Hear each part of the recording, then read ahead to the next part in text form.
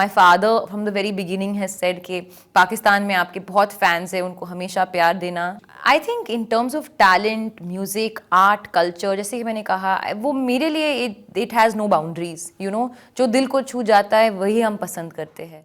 गंगू चांद थी और चांद ही रहेगी.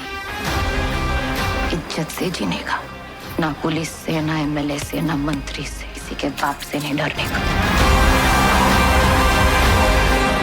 हमारे साथ इस वक्त मौजूद है भारत की मारूफ अदाकारा आलिया भट्ट साहिबा, जो कि बर्लिनाले इंटरनेशनल फिल्म फेस्टिवल में अपनी नई फिल्म गंगूबाई काठियावाड़ी के वर्ल्ड प्रीमियर के लिए तशरीफ़ लाई हैं. आलिया, बर्लिन में आपको खुशामदीद कहते हैं. सबसे पहले हमें बताइएगा गंगूबाई काठियावाड़ी के किरदार के बारे में. उसमें ऐसी क्या मुनफरिद बात लगी जो आपने ये किरदार निभाने का फ़ैसला किया?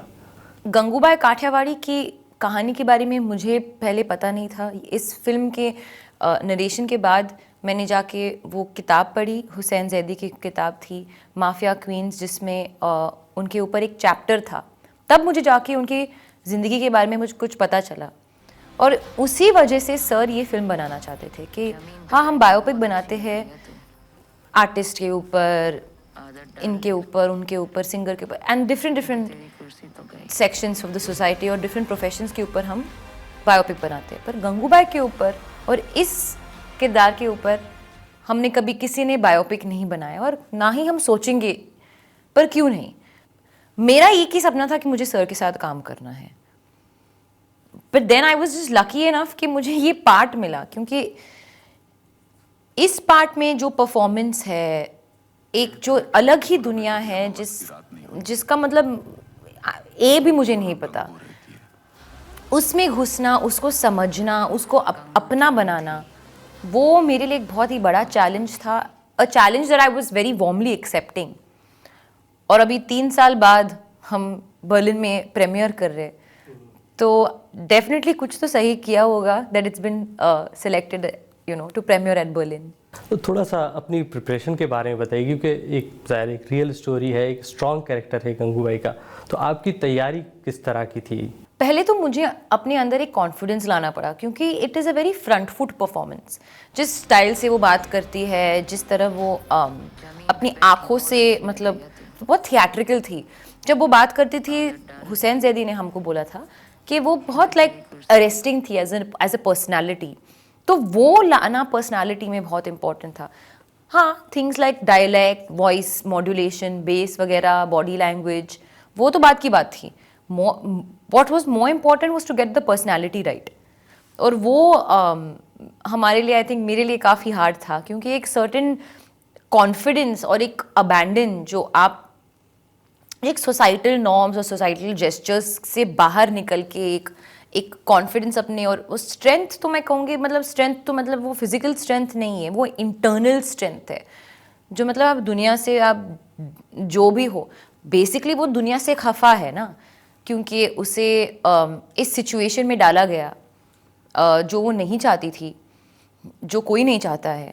पर फिर भी आप उस सिचुएशन को कैसे अपने स्ट्रेंथ में बदलते हो, यही उसकी कहानी है. हालिया, पाकिस्तान में आपके बहुत चाहने वाले हैं, आपको लोग बहुत फॉलो करते हैं, पसंद करते हैं आपके काम को. आपने माजी में फवाद खान के साथ भी काम किया है, अली ज़फ़र के साथ भी काम कर चुकी हैं. तो उस एक्सपीरियंस के बारे में बताइए, सरहद पार के फ़नकारों के साथ काम करने का.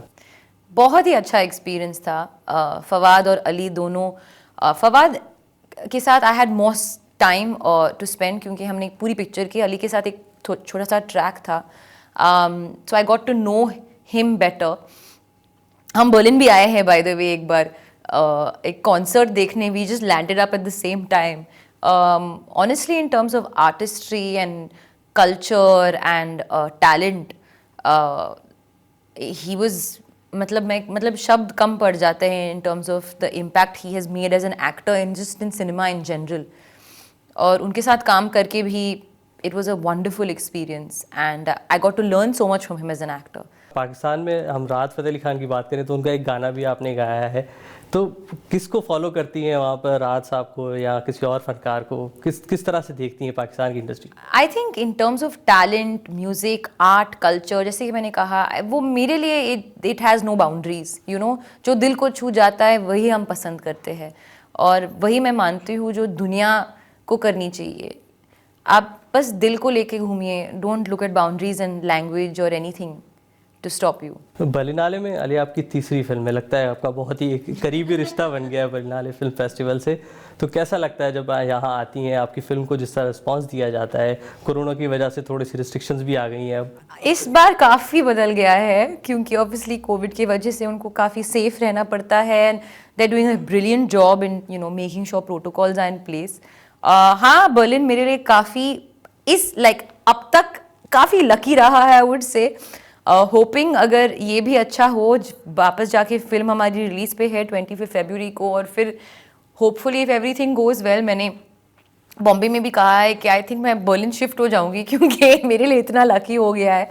बट आई थिंक मेरे लिए सबसे स्पेशल एक्सपीरियंस वो होता है जब रेड कार्पेट के बाद, वो तो मतलब वो बात की बात है, फाइनली जब हम जाके थिएटर में बैठ के ऑडियंस के साथ पिक्चर एंजॉय करते हैं, that's a very different, very special experience जो you can't experience very often. चले आलिया, में इंतज़ार रहेगा कि आप बर्लिन कब शिफ्ट होती है। जाते जाते हमारे पाकिस्तान में जो आपके फैंस हैं उनको कुछ कहना चाहेंगी आप? मैं यही कहूँगी कि आपका सपोर्ट मैं from the beginning of my career मैं देखती आ रही हूँ, जानती आ रही हूँ। My father from the very beginning has said कि पाकिस्तान में आपके बहुत फैंस हैं, उनको हमेशा प्यार देना। So I feel very very grateful for all the love, thank you so much. और प्लीज़ जाके ये फिल्म देखिए, I hope you enjoy it and lots of love always. तो आपकी फिल्म के लिए बहुत सारी नेक ख्वाहिशात और TW उर्दू को वक्त देने का बहुत शुक्रिया। Thank you.